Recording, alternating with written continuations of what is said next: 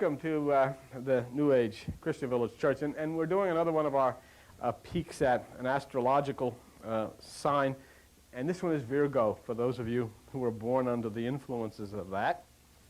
What I like to do, and especially when we have some new people here and new people out along the line, is try to set up, before we go into the characteristics of the sign, a reason that I have, or an authority that I have to do this. I don't think it's fitting for me, who's not a student of astrology per se, and yet who happens to be a student of biblical things and ancient religions. I think that I have an obligation to say on what basis do I find authority to even speak about these things and connect them to the Bible. You know? 'Cause, I mean, it's one thing for me to give my opinion or for you to give your opinion, and I don't usually dwell or work that way. I like each person to be able to see the authority of which, you know, we speak.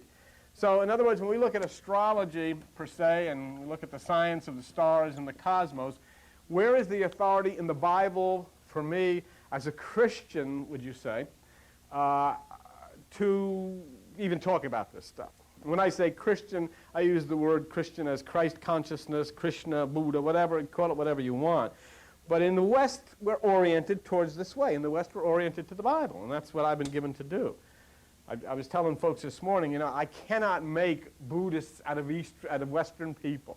And I don't think it's fair to try. People are Westernized. We've been raised under the Judeo-Christian concepts. We've been rooted into the Bible and all that kind of stuff. And to just all of a sudden think we can take people into a Sri Lanka atmosphere and create, you know, the bells and all of these things, maybe for certain groups, but for the masses of people, you have to touch them where they're at. You have to be able to prove the New Age. You have to be able to prove that divine consciousness, the divine mind is God, but you've got to be able to prove it in the context of where people are, and they're Western-oriented people.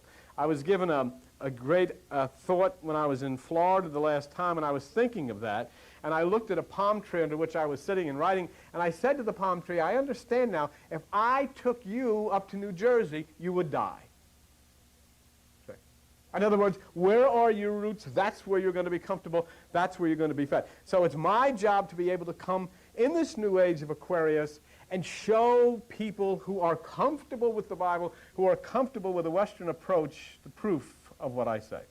First of all, so if you have one of these Bibles, and I hope that you do because, you know, they're laying around here, let me show you so that you can see with your own eyes what I'm talking about. And if anybody doesn't have one, if you'd like one, you can just raise your hand and Ethel will get you one. But it's interesting for you to see, not or hear from my lips, but actually see, okay? All right, there's a few folks that want one, so I'll give you a chance to get it because it's important that you see this, all right? How many do we need? Just raise your hand, okay. All right, there's one, there's two. Okay, that's fine. Now everybody's got one. All right, now here's the hard part. Since we started a little late, I'm going to get you to open up to a page, and I want you to open up to page 1. All right? And don't worry about the looking for the verses and the chapters and all of that business. Just look at the top of the page and go to the page that I tell you to go to, and you'll see what you have to see. If you look on page 1, which is the book of Genesis, now go to verse 14 on page 1. And it says, God said, let there be lights in the firmament of the heaven of the days. Talking about the stars, and let them be for signs. Right, signs. Now the Bible says the stars, among other things, are for signs. And I then reach the conclusion, if God, whomever it or he or she is, has created these things for signs, then we have a responsibility to find out what the signs mean. And not to try to find out what the signs mean would be an abandonment of the creation and God himself. So that's one thing, signs. So we want to find out what the signs mean. The second thing, that if you go to page 539 in those little Bibles that you have, page 539, you wind up at Psalm 147. Psalm 147. And the second thing that we find, in addition to the fact that these stars are for signs, in Psalm 147, verse 4, it says, he tells the number of the stars, and he calls them by their names. Isn't that interesting? So now we have in the Bible the fact that the stars are for signs, and they have been given names by the divine creator. Therefore, we have an obligation to find out what the signs mean and why are they called what they're called. Okay, fine. Signs and names. But here's the question that I think a lot of folks and a lot of Christian people would have trouble with. Do they influence you? Do these things have an influence over you? Do they influence the consciousness of man? And if so, can that be proved in the Bible? Let's see. Let's go to page 459, all right? And if you go to page 459, it takes you to a very ancient document called the Book of Job, J-O-B. And if you look at the Book of Job, you come to Job chapter 38 on page 459. And Job chapter 38, go to verse 31. And what does it say? Can you bind the sweet influence of the Pleiades? Aha! The Pleiades exerts a sweet influence over people. That's what the Bible says. Or can you loose the bands of Orion? Do you see that word there in the next verse? Can you bring forth Mazzaroth, M-A-Z-Z-A-R-O-T-H? You know what Mazzaroth means? The 12 signs of the zodiac. So what we have seen, we've seen in the book of Job, that the stars, these constellations, have an influence, a sweet influence, a banding influence over the minds of people, that God gave them their names, that God made them for signs. And so then we start to develop an authority. We start to develop a justification to look at this thing maturely. And to not to be like Christians, oh, I'm not allowed to look at this, you know. Why aren't you? Because my pastor said so. Well, get away from them then. Get away from them. Because here we have men, women who are influencing other people to be frightened away from what? From the things that are created by God and by nature. Now we come to the point where we are living today, and that is the age of Aquarius, the man with the pitcher of water. So we look for a prophecy about the man with the pitcher of water. The disciples asked Jesus Christ in this little myth, what shall we know? How shall we know? Where shall we have our supper with you? Where shall we meet with you? And there's a strange prophecy that is uttered that is about where we live today. This is about the age that we're in today. Look at page 859. Page 859 in the book of Luke. In Luke chapter 22, verse 10, and Jesus says, when you enter into the city, which means consciousness, there shall a man meet you bearing a pitcher of water. Jesus is prophesying of the age of Aquarius. How do I know he's not talking about a man carrying a pitcher of water down Main Street in Jerusalem? Because in those days and in that part of the country, a man would not be caught dead carrying a pitcher of water. That was women's work. They wouldn't carry a pitcher of water. So here's a prophecy of the age of Aquarius that Christianity knows nothing about. When you come to understand the age of Aquarius, which you're living in right now, go into the house, which is yourself, go to the upper room, which is your higher consciousness, and there you will meet the Christ. That's quite a prophecy. Jesus knew astrology beyond the point of Aquarius. We know of the lunar zodiac, which is the mansions. We know of the solar zodiac, which is the house. And what does Jesus say? In John chapter 14. Look at page 880. You're not that far away from it. John chapter 14, page 880. John chapter 14 and verse 2. In my Father's are many mansions. He's talking about he's talking about the things that the people who follow him and put bumper stickers on and say, Jesus is this, Jesus is that, scare the hell out of them. But Jesus says, in my Father's house are many mansions. He's talking of the zodiac, and he says, when you see the man with the pitcher of water, I mean, you may have some hints, I would think, that he's talking in astrological terms. There's an interesting thing. And every time I do this, and I like to do it before we do a lesson on an astrological sign as we're doing tonight, because after all, you know, you should have some credibility. But there's, and I can never draw a picture of a bear. That's a big tail. That would be a tail that's too big. It's like a tail like that. And the bear, oh my. This is a little better bear than I've done before, though. Oh, ear? Would that be an ear for a bear? Looks like a happy rhinoceros. Yeah, that's a rhinoceros. But anyhow, forget it. Here's how you know it's a bear. It's a bear. Now, the reason I show you that is because there's a mighty constellation in the universe called Ursa Major. All right? Ursa Major. And what I'm going to show you in Ursa Major is that the Bible is written in the stars before it was ever written in the book. In the right rear paw of that Ursa Major is a star called the Daughter of the Assembly. All right? The right front paw is a star called Talitha. Talitha. Now that's not necessarily interesting of itself, but when you get into the Bible, and this is why I wanted you to have one so you could see for yourself. Go to page 814. You're in Mark chapter 5, page 814. Okay? And there in Mark chapter 5, on page 814, it says, "Behold, there comes one of the rulers of the synagogue, Jairus by name." Now, a ruler of the synagogue at that time, the synagogue was also known as the assembly. And what does the ruler of the assembly say? Verse 23, "My little daughter lies at the point of death."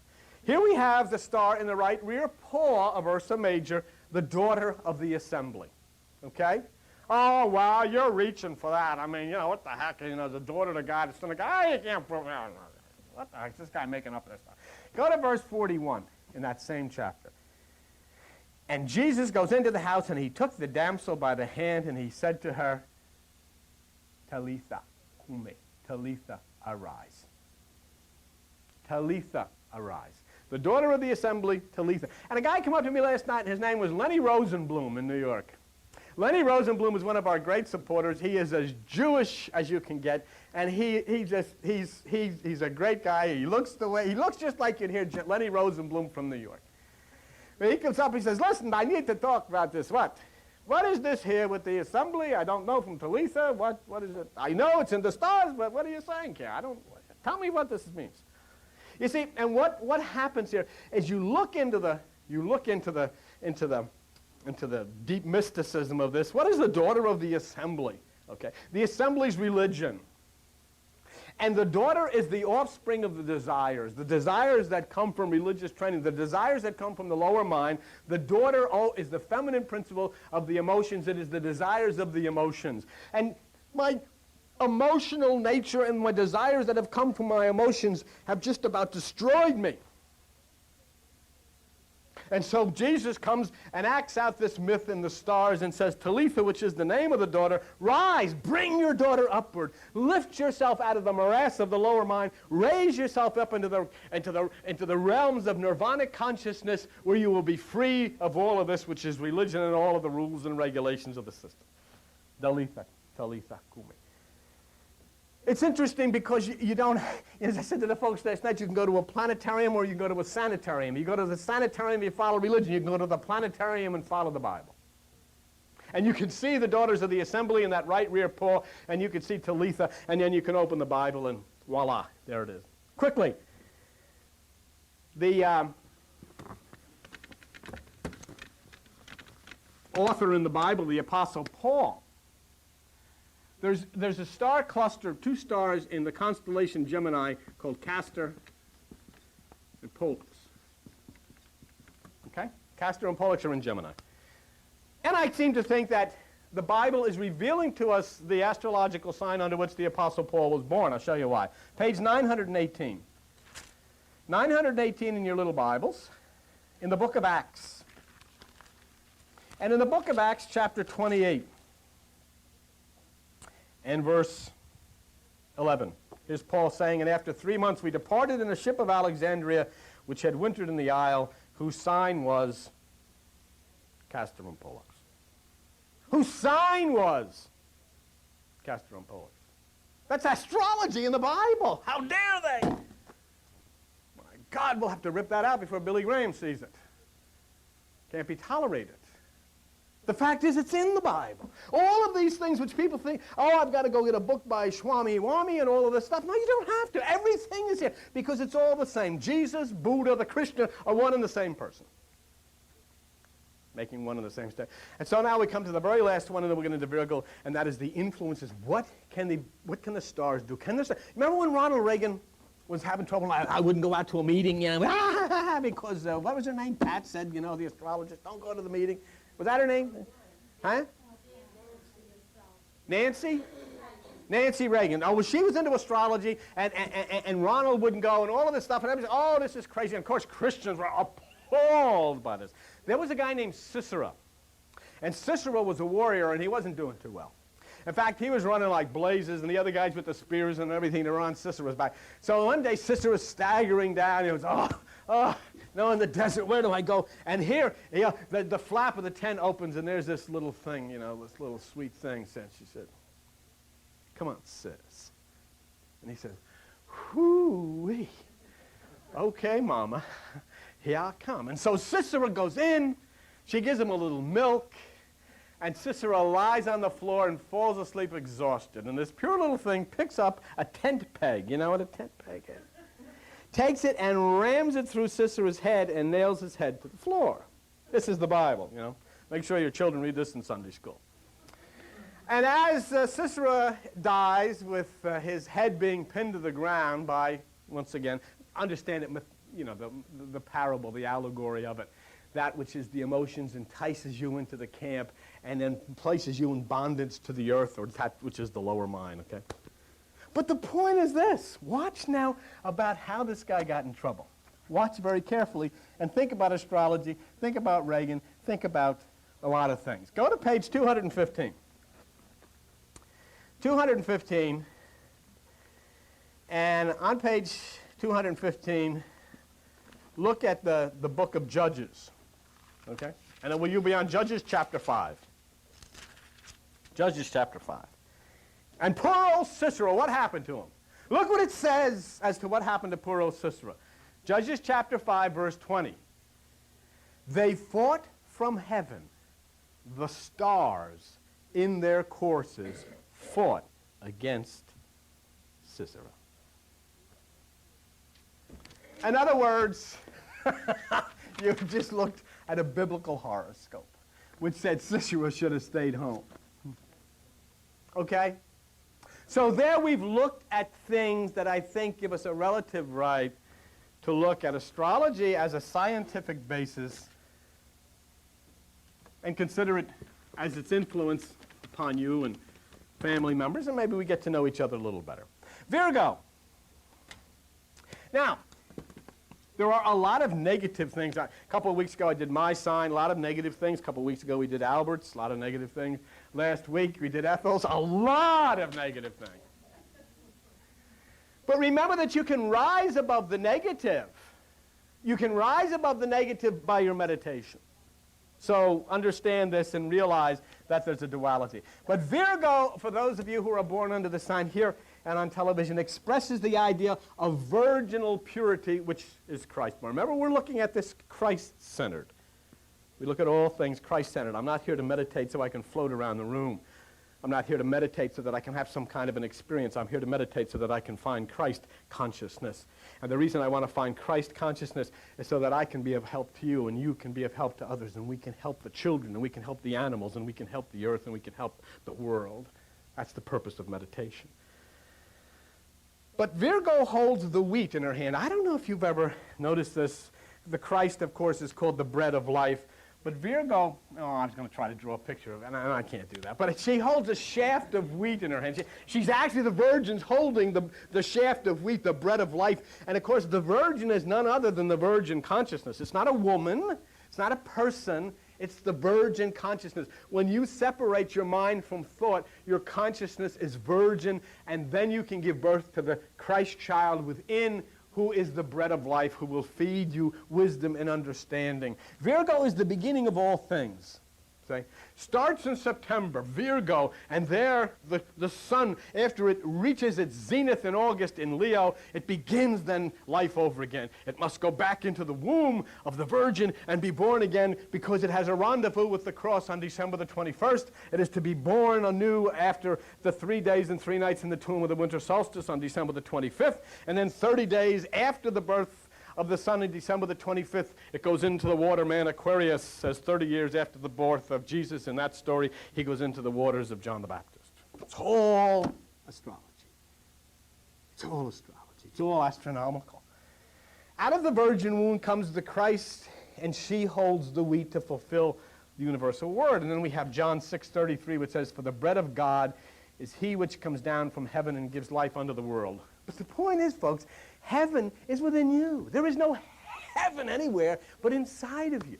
He who comes down from heaven is the renewed mind that comes from within you. Once it comes down and gives new life to the world, which is your being, then you radiate that which is heaven, and you start to send the vibrations out. And as millions of people do all over the universe, the planet Earth is changed into the planet heaven. Coming down from the virgin mind is all that sustains us and makes us strong. Virgo is renewed and cleansing, and the child must be brought forth. It's interesting that the sixth sign is the pure virgin, Virgo, and the sixth beatitude is, blessed are the pure in heart, for they shall see God. What is pure in heart? You know, who can be pure in heart? Who can be pure in heart? First of all, don't think of the pump in your chest. That's not the heart. You know, that's where you see a lot of religious people. I've got God right here in my heart. Well, then you got indigestion.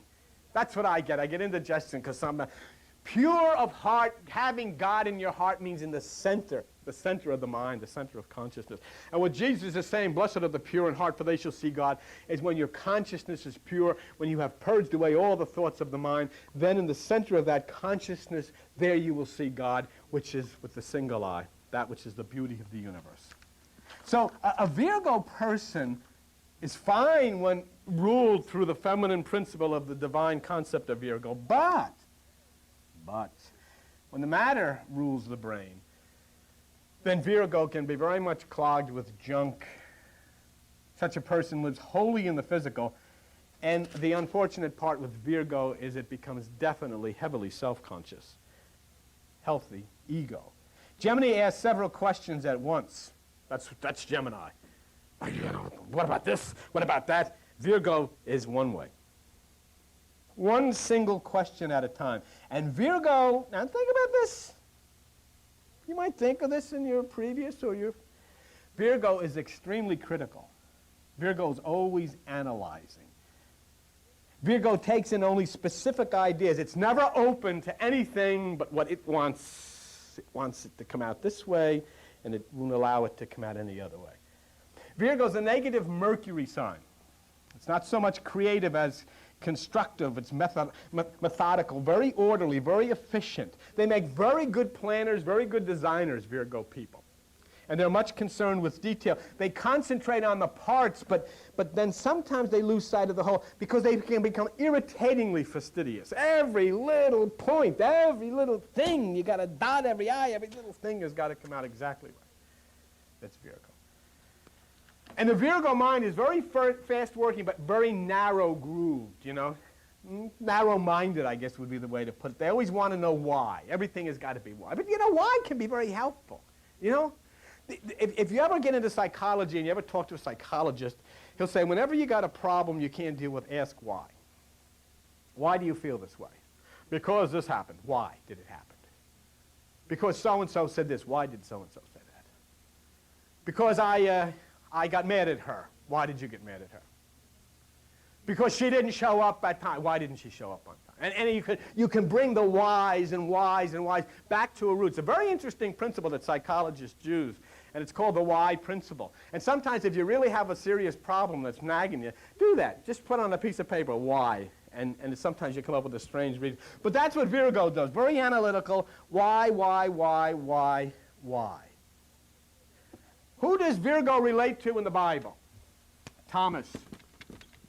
Why? They doubt. They doubt. Virgo relates to the doubting Thomas of the Bible.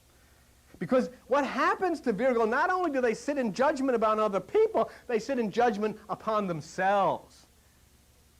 They sit in judgment about everyone else. And Virgo, if you were to look in the ancients, Virgo is known as the sign of judgment. Judgment. I'm going to check you out, analyze you, figure you out, and reach a conclusion. And so Virgo, if you're a Virgo, you've got to rise against this tendency. You've got to meditate. You've got to rise against this tendency because your tendency is to be very cynical. Your tendency is to be very worldly wise. And your tendency, according to the ancients with Virgo, is to be the master of destructive criticism. Easily resolved by meditation. Finding fault, splitting hairs. Because finding fault and splitting hairs can repel more than it reveals, because there's always pain. You always find Virgo people a lot of pain and a lot of anguish. Much mental strife, because what they're trying to do is manifest in their personality that which is really concealed deep within them. Because of their inferiority complex, and most Virgo people have an inferiority complex, souls strong in Virgo make their lives misery by dwelling on morbid and false thoughts.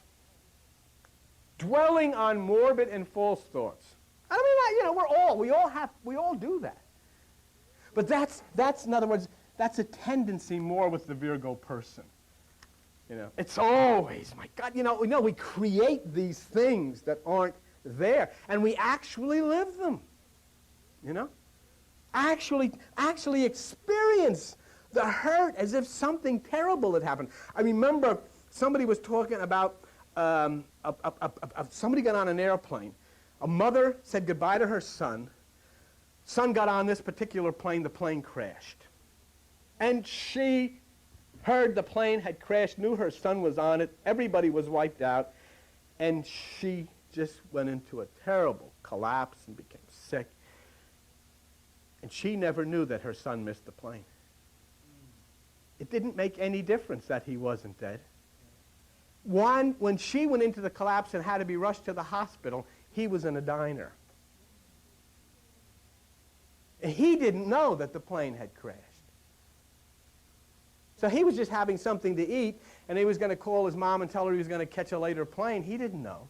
She heard the plane was crashed and everybody was killed, and they took her to the hospital, and she had a heart attack and all of this stuff. So the reality of what really was happening had nothing to do with what she thought was happening. Huh? He wasn't dead. He wasn't on the plane. He was having lasagna somewhere. And they were rushing her in an ambulance to the hospital because of what she thought happened. So the morbid thought doesn't require a reality connected to it. The thought itself can kill you. And that's why Jesus says, take no thought. Now, I'm the worst one like that. I'll never forget, I was in Baltimore. And I keep tracks on, I keep track on Joan. I put a leash on her because, you never. She was down at, I had to go to a meeting, so she stayed at a different hotel with Kathy. And I called down there, and they weren't there. About 8 o'clock, I was done with my meetings. There was no answer. I called at 9 o'clock, there was no answer. This is Baltimore, 9:30, I called, there's no answer. 10, I called, there's no answer. Now 11, you start to get sweaty, and you start to think, in this town, they're a strange town. They could have been attacked. They could have been mugged. They could be dead. Somebody could have broke into it. And that's it. Now your mind is starting to carve you up in pieces. There's nothing you can do about it. I'm calling. You know what I did? I called the security in the hotel, and I told the guy, if you had to kick the door in, something's wrong. It was midnight. There was nobody there. I knew they wouldn't be out at midnight. The security man went up, and here they came walking. They were out at some restaurant. They come walking down the hall, and he's banging on the door. I says, that's our room. I said, wait, your husband's looking for you. And she calls up, Billy! We were in that restaurant across the street. But I didn't know that. And so I had to go through all of this. But it was just as if something morbid had happened. Just as if. So I'm not saying you can stop these things. But the tendency of the Virgo person is to dwell constantly in those things. And when you do, it causes problems in the body. It causes problems in the blood pressure. It causes problems in the cells and hormones and all that stuff. So they carry untruth within themselves. The Virgo person is prone to deceive themselves and badly misjudge other people. That's why important. You see how important meditation is? How important meditation. It's not that they want to do it. That's a tendency because of the sign. And don't tell me, everybody says, I've been one of the things crusading alone here, and you folks that have come here for a lot of months and a lot of years know this, that I have said, because of what I have been given through the cosmic teaching, that being homosexual is genetic and not a sin of any kind, And of course you get a lot of guff because the Jerry Falwells of the world, these people are all sinners and are all going to hell and all of this stuff. But lo and behold, we find in the newspaper that researchers have identified a gene pattern linked to male homosexuality, adding powerful new evidence to the scientific theory that the tendency to be gay can be inherited. But who didn't know that? It's obvious. You see? It's obvious. Who's to judge? Who's to say? It's just, oh, I don't like that lifestyle. Well, nobody's asking your permission to like the lifestyle. Nobody's business. So if it's a sin, whose sin is it? It's God's sin. Person's born. What does he know? What does she know? So then God shouldn't have made a thing where because it says that it's an X chromosome that comes from the mother. What does Jesus say about eunuchs? You know what a eunuch is? A eunuch is a male who doesn't have all of the equipment that most males have. Jesus says some eunuchs are born that way from their mother's womb. So why shouldn't we know? Why should we be so surprised? You know, it's so scientific. It's so stupid that we don't know. You know what Jesus says about the pineal gland, the single eye? He says, if your eye be single, your body will fill with light. Very religious statement. The single eye is the pineal or the pineal gland of the brain. It secretes a hormone called melatonin. You know what melatonin does first? It's a skin lightener. Couldn't he have said, if you stimulate the pineal gland, your body will fill with melatonin. It's a skin lightener. He says, if your eye be single, your body will fill with light. It does a lot more than lighten. But this is, why don't we listen to this guy? You all got bumper stickers. They all go to church. Thousands of them are so-called getting saved, but they don't pay a bit of attention. Huh? So Jesus said 2,000 years ago, there's a lot of these people that you may think are gay or strange. They're born that way. But yet the same religion that hawks his name, oh, this is a sin, they're all going to hell. That's not what he said. In Virgo, in marriage, the most important thing to the Virgo person is the purity of their partner. Because Virgo is very clean, very obsessed with personal hygiene. Keep yourself clean. Virgo in the 6th house rules health. Heath, health. They maintain good health, and they maintain youth, and they do so more if they meditate. I can't understand, you know, and I don't want to get frustrated, and I'm not going to get frustrated because it's none of my business, but I can't understand why people aren't doing that. I cannot understand when we come here on Tuesday nights or whenever why there are empty seats. I don't understand this. It's free. This is the most important universal scientific principle in the world, to simply open up that right hemisphere of the brain. What the heck could be so important that a half hour of entering into the very place where God dwells, we cannot have time? I'm busy. I got to be on the couch. What will the couch do without me laying there for a half hour? I mean, what can happen? Oh, the couch will be lonely. I can't do it. I can't. Those in the lower aspects of Virgo in the higher aspects is very clean. You know what those in the lower aspects of Virgo are? Hypochondriacs. They got everything. You want to really kill them? Give them a physician's desk reference for a present. I got a pain over here. If this is swollen, it means you got melanoma of the carcinoma branch of the right ventricle. Jeez, I got it, you know. Then they're up all night looking at it in the mirror, you know. But I got a pain on this side. If you have a pain on this side after you've eaten asparagus, it means that, you know, you're going to die in 3 days and all of this stuff, and I don't, you know. You got it. Don't give them a physician's desk reference. Virgo is ruled by, Virgo rules the intestinal area for good or bad. Right. A little remark. Yes. You want to see something very interesting? I'm going to show you something you may not have ever seen before. Go to the book of Psalms, and for those of you who have, I forgot to write this number down, the page number. Look at Psalm 7. What page is it on? So you can yell it out for everybody else to find. Psalm 7. Are you there? Page 465. Everybody go to page 465. I'm going to show you something very interesting. Okay? It's a little scientific, Albert. I like this scientific stuff because, as I said many times, if God is real, then God must be provable. If you can't prove it, forget about it. Psalm 7:9. This is neat.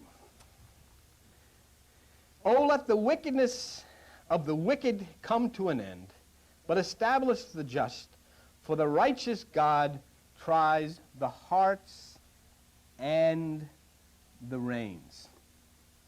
You know what the reins are? The reins are the intestines. That's what reins are. What? God tries the hearts and the reins. So would you say God tries the hearts and the intestines? That's what the word means. Look at, somebody else yell out to me real quick. Proverbs 23. What page is that on? I didn't write that one down either, but that's okay. Proverbs 23. Proverbs 23. 5 what? 558, 559. Okay. Look at Proverbs 23. And look at verse 16. Yea, my reins shall rejoice when your lips speak right things. My intestines shall rejoice. Can you hear them in the gospel song? I've got the joy, joy, joy deep in my intestines. Deep in my intestines. You know, that's what it says. We can do that one. I know you can. What does it mean? It means something. What do the intestines do? Don't get too graphic. You know, don't yell it out. We ought to be a little bit reasonable in here. They get rid of everything that shouldn't be. They purge out that which is the waste. They cleanse so that only that which is to build up remains. That's why the reins are used in mythology. That's why the reins are used in the Bible. That's why it compares it to the intestines. Because it purges out. There will be a movement that will cast out that which does not belong within you. It will happen through your meditation. There are things that do not belong within you, and they must be moved. They must be purged out, and that's why the reins or the intestines are used as symbols. And Virgo people make very good nurses. They're very meticulous, very good healers. They act as barometers. They're very sensitive to mental, psychic, and atmospheric conditions, and they can sense a change. A lot of Virgo people, if there are Virgo people here, there's something interesting about a Virgo person. Remember we said about a Leo person that a Leo person has the ability to telepathically send healing vibrations to other people at great distances. I don't know if that's true. That's what it says. You should try it.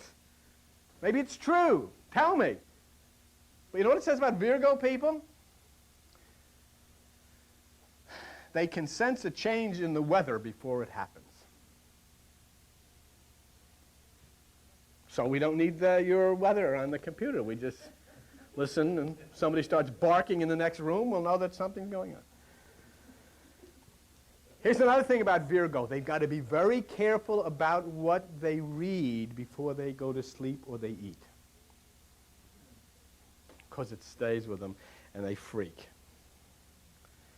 There are people to listen to about the right foods and what foods contain, but Virgo must take their love of cleanliness to a higher degree, to a meditational degree. They must take their purity of the soul. That's where Virgo, the virgin, is fulfilled, in the higher soul.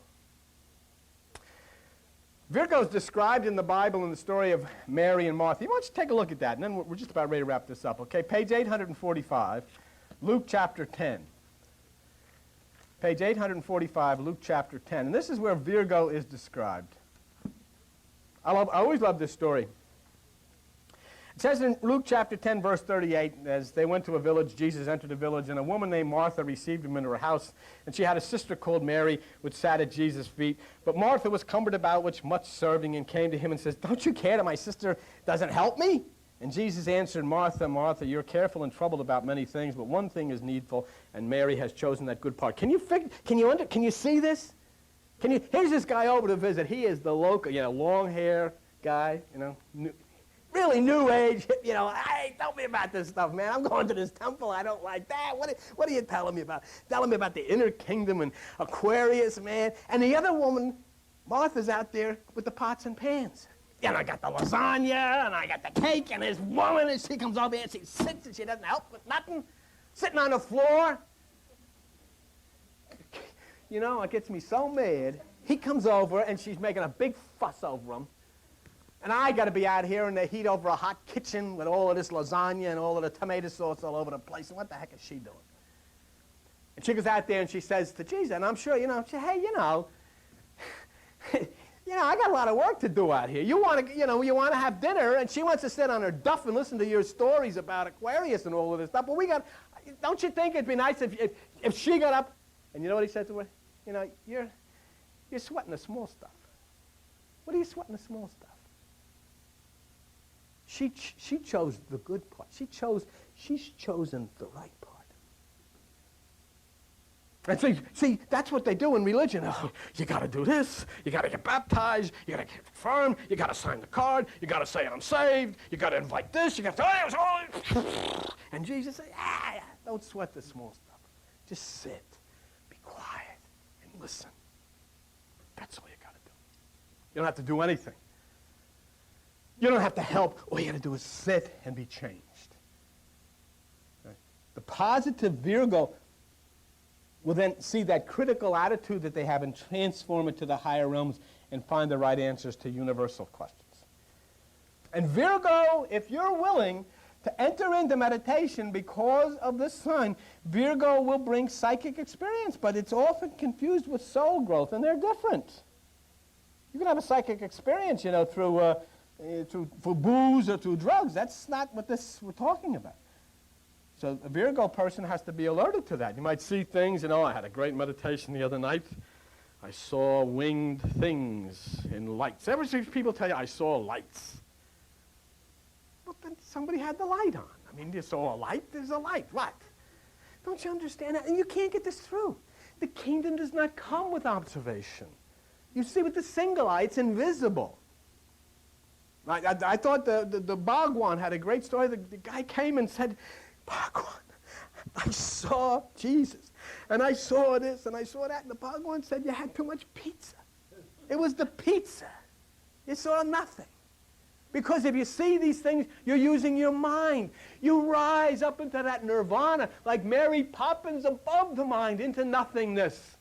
Because what's the purpose? The purpose of meditation is not that you can have a little joyride. That's that Pentecostalism Christianity, which I got the joy, until they get home and they're all wretched and throwing stuff at one another. This is to lodge into the higher realms of the mind, that which is there as a deposit in the bank to help you when trouble comes. And then when trouble comes, you can reach out and draw on what has been stored through your meditation, and it will lift you over the crisis that happens in your life. That's what's so beautiful about it. Virgo is that sign. One is sensitivity to the astral world, and the other is a virgin consciousness that it's pure with God. So Virgo must rise to the judgment seat of heaven.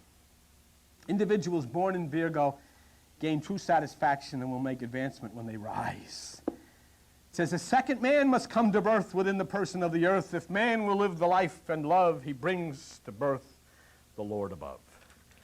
Virgo. What do we do next? Next week, we'll do, what is that, July what? 25th? Libra. Okay. Thank you very much. And Joan will come on.